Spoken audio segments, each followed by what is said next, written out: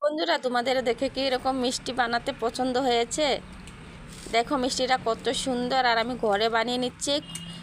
বেশি না, মাত্র 40 থেকে 50 টাকার মতন খরচা করে আমি এরকম সুন্দর মিষ্টি বানিয়ে নিচ্ছি।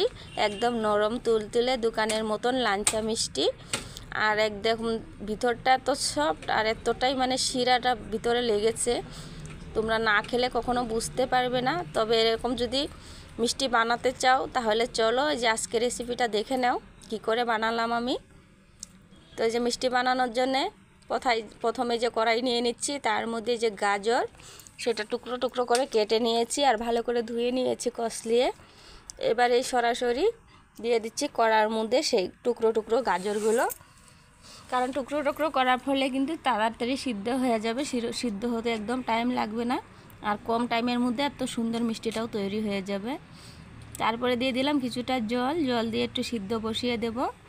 এটাকে একটু সিদ্ধ করে নিতে হবে, কারণ এটা মিক্সিতে পেস্ট করব। তো কথা বলতে বলতে আমার এই যে দেখো গাজর সিদ্ধ হয়ে গেছে, নামিয়ে আমি কিন্তু পেস্ট করে নিয়েছি মিক্সিতে, আর পেস্টটা খুব সুন্দরভাবে করে নিয়েছি।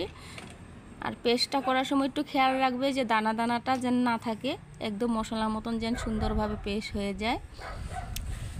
আর যে সিদ্ধ করার ফলে দ্রুত কিন্তু আমার পেস্টটা হয়ে গেছে খুব ভালোভাবে। আর লাগবে হচ্ছে এখানে মাত্র 2 চামচ ঘি লাগবে, বেশি ঘিও লাগবে না, কম ঘিতেই হয়ে যাবে।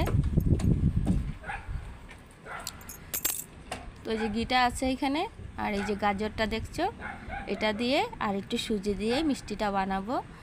খুবই খুবই খুবই খরচা কম, একদমই বলতে গেলে খরচাই নেই এতগুলো মিষ্টি। এবার দেখো আবার কড়াই বসিয়ে দিয়েছি, কড়াইয়ের মধ্যে দিয়ে দিলাম 1 চামচ ঘি। ঘিটা দিয়ে সঙ্গে সঙ্গে দিয়ে দিলাম গাজরটা, যেই গাজরটা আমি পেস্ট করে রেখেছিলাম সেটা দিয়ে একটু নাড়াচাড়া দিয়ে দিচ্ছি, ঘিটা যেন ভালোভাবে মিলে যায়। আর ঘিটা দেওয়ার পরে এত সুন্দর ফ্লেভার আসছিল কি বলবো তোমাদেরকে।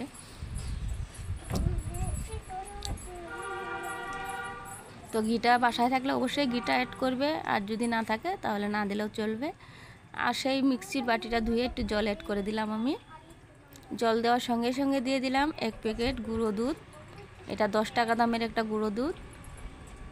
এটা দিয়ে এবার ভালো করে মিলিয়ে নিতে হবে, যাতে গুটি গুটি না হয় আর কি, দলা না পাকায়। তার জন্য আমি সঙ্গে সঙ্গে নেড়ে দিচ্ছি, নেড়ে সেড়ে ভালো করে মিক্স করে দিচ্ছি। দেখো দেখতে দেখতে খুব সুন্দর করে মিক্স হয়ে গেছিলো দুধটা। তো এই যে এবার নিয়ে নিছি সুজি। তো এই যে কিছুটা সুজি আমি আধা কেজির প্যাকেট থেকে কিছুটা সুজি আমি এখানে ইউজ করছি। তো এই যে সুজিটা দিয়ে সঙ্গে সঙ্গে নাড়া দিচ্ছি ভালো করে। এটা কিন্তু অনবরত নাড়তে হবে, আর ভালো করে যে গাজর দুধ সব সঙ্গে একসঙ্গে ভালো করে মিলিয়ে সুজিটাকে ভালো করে ফুটতে দিতে হবে। আর সুজিটা ফুটতে ফুটতে যখন একটা আটার দইয়ের মতো হয়ে যায় তখনই নামিয়ে নেব, ততক্ষণ অবধি নাড়তে থাকবো। তো নাড়তে নাড়তে দেখো সুজিটাও ভালো সিদ্ধ হয়ে গেছে, আর আটার ডোয়ের মতন একটা সুন্দর ডো তৈরি হয়ে গেছে। তো এই যে এবার নামিয়ে নিচ্ছি, নামিয়ে নিয়ে একটু ঠান্ডা করে তারপর মেখে নেব। ততক্ষণে আমি শিরাটা বসিয়ে দিই। 1 বাটি চিনি দিয়ে দিচ্ছি, আর 1 বাটি চিনির সঙ্গে কিন্তু 1.5 বাটি জল আমি ইউজ করব। তো এই যে 1 বাটি জল দিয়ে দিলাম, আর এই যে আধা বাটি জল আমি ইউজ করছি। তো এবার শিরাটাকে একটু ফুটতে দেব। তো এই যে শিরাটা অনেকটা আগের থেকে ফুটে গেছে, তার মধ্যে 2টো এলাচও দিয়ে দিলাম, তাতে ফ্লেভারটা সুন্দর হবে আর দোকানের মতন খেতে লাগবে শিরাগুলো। এলাচটা দেওয়ার ফলে শিরার টেস্টটা দ্বিগুণ বেড়ে যাবে, তাই দিলাম। আর এই যে সঙ্গে 1 চামচ বলে একটুখানি নুনও অ্যাড করলাম, কারণ এই ডোটাতে আমি নুন দিচ্ছিলাম না, ভুলে গিয়েছিলাম। তো তোমরা অবশ্যই ডোটাতে দিবে।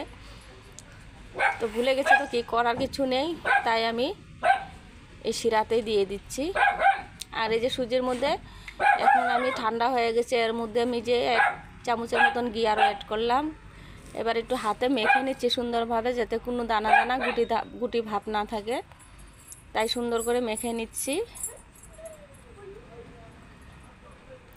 মেখে নেওয়ার পর দেখো কিছুটা রিফাইন নিয়ে নিচ্ছি, এটা হাতের তলায় লাগিয়ে নিচ্ছি, তাতে লেগে ধরবে না সুজিটা, আর কি সুন্দর বানাতে ভালো হবে। তো এই যে আবার মন মতো করে আমি সেভ করে নিচ্ছি, এটা লাঞ্চা মিষ্টির মতন আমি বানিয়ে নিচ্ছি।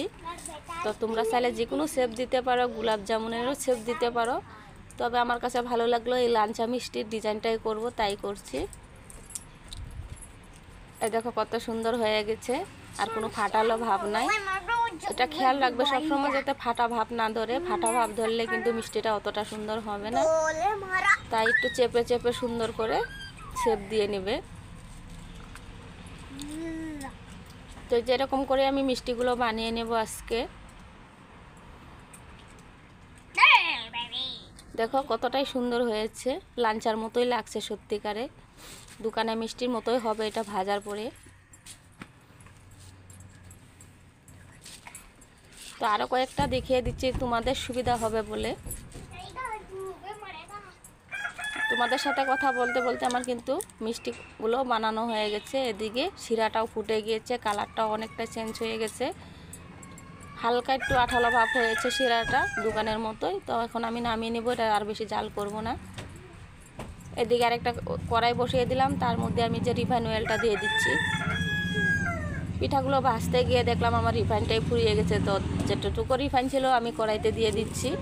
একটু কম কম করে আমার ভাজতে হবে, 4টা 5টা করে আমি এরকম করে ভেজে নেব।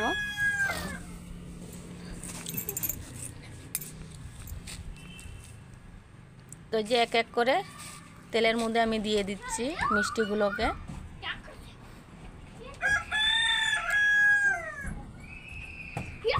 এগুলো মিষ্টি ভাজা হতে হতে আর বাকি কয়েকটা আছিল মিষ্টি, সেগুলো আমি বানিয়ে নিচ্ছি।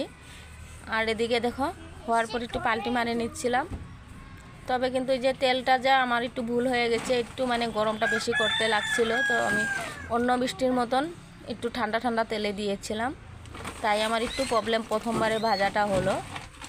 তো যে মিষ্টিগুলো ভাজা হয়ে গেছে এবার নামিয়ে নিচ্ছি।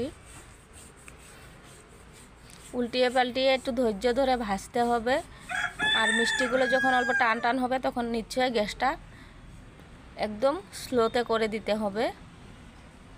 তো যে কটা ভাজা হয়েছিল সেই কটা আমি শিরায় দিয়ে দিচ্ছি সঙ্গে সঙ্গে। আর শিরাটা উষুম উষুম গরম অবস্থায় দেওয়াটাই ভালো, খুব বেশি গরম শিরায় দেওয়াটাও ঠিক হবে না। তো যে বাকি মিষ্টিগুলো ভাজলাম, যে দেখো কোনো প্রবলেমই হয়নি, এত সুন্দরভাবে ভাজা হয়ে গেছে, কারণ এটা হচ্ছে তেলটাও একটু ভালো করে গরম হয়েছিল বলে কিন্তু এত সুন্দর হয়েছে এই কয়টা।